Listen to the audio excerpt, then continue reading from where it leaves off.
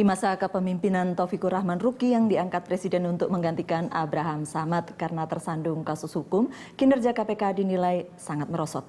KPK hanya mampu menuntaskan 33 kasus di Pengadilan Tipikor. KPK tidak lagi menjadi epicentrum dalam pemberitaan karena tak banyak kasus korupsi besar yang kemudian diungkap.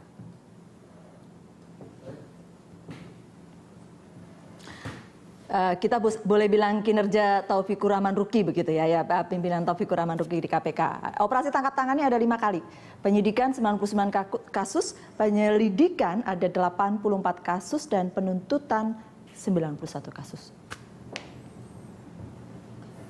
Kemudian perkara yang diputus di pengadilan ada 33 kasus. Uang negara yang diselamatkan 198 miliar. Penyerapan anggarannya 518 miliar atau 57,7% dari total anggaran yang sebesar 898,9 miliar pada tahun 2015. Ya, penyerapan anggarannya mungkin memang 57%. Ini mungkin karena banyak kasus di internal KPK ya, tetapi juga uang negara yang kembali itu juga tidak banyak gitu. Ada modal 500-an, balik modalnya kurang dari 200 miliar. Mungkin itu yang membuat pilihan itu pada pencegahan. Mungkin juga itu yang membuat pilihan itu jatuh ketuanya itu pada Pak Agus ini. Karena dia kan orang yang ahli tentang lelang, prakteknya seperti itu, pengadaan barang dan lain-lain. Karena kan salah satu sumber korupsi kan ada di sana. Perundingannya kan di situ. Mungkin ya. Saya di tengah-tengah pesimisme ini, saya termasuk surprise juga dengan Pak Ketua ini yang baru.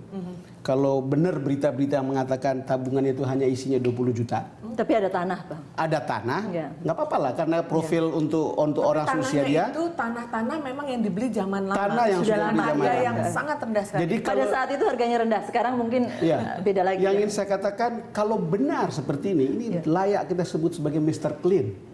Dan kalau dia menjadi Mr. Clean, rasanya kita bisa mempertaruhkan harapan dia sebagai ketua untuk bisa membuat untuk seseorang yang bergerak di pengadaan barang di untuk selevel jabatannya, selevel pengalaman kerjanya, dan selevel keahliannya. Ini kategori terlalu sederhana.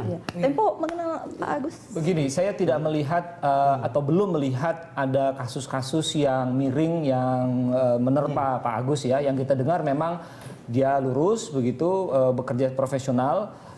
Saya nggak dengar tuh, belum pernah dengar paling tidak. Nah, mungkin nanti Bu Destri bisa jelasin soal asal tanah tadi. Tapi saya kira, saya berharap begini, dengan terpilihnya dia dengan angka yang sangat signifikan, yaitu 44 suara, sementara yang runner up-nya Bu Basaria cuma 9 suara, dan dengan satu asumsi bahwa DPR punya kepentingan di dalam memilih pimpinan KPK ini, maka kita bisa menggabungkan dua fakta ini dengan mengatakan, oh berarti ini ada semacam kuda Troya. Begitu kan? Yang masuk, yang memperbaiki dari dalam. Itu harapan. Begitu. Ya kan, kalau lu harus positif kan? Oh, iya, kalau negatif nanti kepala kita pecah. Gitu. Banyak urusan betul gitu. Karena pilihannya ini kemenangan mutlak. Betul. Tetapi katanya Pak Agus ini sejak 2012 tidak melaporkan harta kekayaannya. Oh, betul nggak? Ada. Dia melaporkan dan kita kan dapat banyak data ya, dan kita pun juga langsung coba kontak beberapa orang yang terkait dengan dengan masa lalu beliau pada saat dia kerja. Dan memang kita dapat gambaran bahwa beliau ini memang orang yang sangat-sangat sederhana sekali. Memang ada tanah beberapa, dan kita waktu fit and proper juga nanya secara detail kan, Bapak dapat tanah ini dari mana? Ini kan besar sekali, harganya berapa? Pada saat Jadi itu. memang even pada saat itu harganya rendah sekali, dan itu dia beli pada saat misalnya pada saat itu juga dibeli di bawah harga pasar atau bagaimana? Enggak, maksudnya tanah itu pada saat itu memang belum berkembang sama sekali, belum berkembang sama sekali, dan even sekarang pun juga harganya nggak terlalu berkembang karena memang daerahnya bukan daerah yang termasuk untuk dikembangkan. Kalau gitu. pemilikan Jeep Rubicon itu gimana penjelasannya? Jeep Rubicon. Kan dia disebut-sebut punya Jeep Rubicon yang mahal gitu.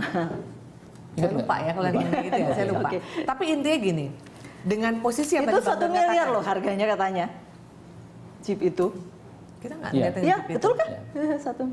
Oke. Kata mungkin kita boleh tahu. Ya. Kita nggak. Soalnya waktu pada saat kita fit and proper kita nggak melihat ada ada data seperti itu ya. Tapi intinya memang yang akan kita lihat tadi berkaitan dengan masalah pencegahan tadi ya. Emang kelihatan dengan Pak Agus menjadi ketua KPK, memang diharapkan fungsi pencegahan itu bisa optimal. Karena juga dari kami diskusi dengan manajemen KPK yang saat ini, dengan para pegawainya, dengan pimpinannya juga, pencegahan itu potensi untuk dana yang bisa di-save atau bisa diamankan itu besar sekali. Sejauh ini sampai ratusan triliun. Ya, walaupun hitungannya mungkin agak lebih susah daripada penindakan yang jelas tapi uang paling tidak masuknya gini lah. berapa. Sekarang kita bicara APBN kita berapa sih? 2000-an triliun. Ya, taruhlah dengan sistem karena e-procurement yang dilakukan oleh pemerintah saat ini itu bisa menghemat dana luar biasa besar sampai 20% lebih. Taruhlah dengan nanti kita ada e-budgeting ya. Itu yang harapan kami. Jadi pada saat kami fit and proper juga kami katakan kalau Bapak terpilih sebagai ini, apa yang akan dilakukan dalam mereka itu? 10% aja bisa dihemat, itu sudah 200 triliun. Nah sementara kalau penindakan memang kan itu besar beritanya, tapi memang ini dananya kecil tapi Besar beritanya, tapi gini, amplify tapi bisa efek getar. tapi gini, saya di awal juga Pansel sudah mengatakan Walaupun bahwa saya bisa bilang, penindakan dan pencegahan itu harus bergerak beriringan karena penindakan itu dibutuhkan untuk efek jerah gitu. Ini tetap harus ada gitu, tapi ini juga harus dikembangkan juga gitu. Boleh diprediksi Pak kalau komposisinya seperti ini Pak Aryono? Komposisinya menarik kalau menurut saya dibanding dengan yang sebelumnya. Sebelumnya kan semua orang hukum, sehingga berlomba-lomba untuk bukan berlomba, maksudnya ada pasti karena backgroundnya tentunya mereka langsung ngebut untuk penindakan bukan pencegahan. Di antara mereka sendiri pasti berisik juga. karena semuanya sama gitu kan, pengetahuannya sama, pengalamannya sama gitu. Cuman tempat kerjanya beda-beda. Tapi kalau ini kan beda memang.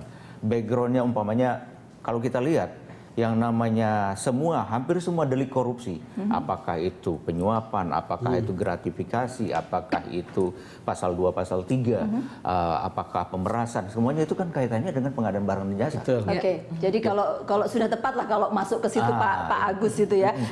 Tetapi ini persoalannya kemudian adalah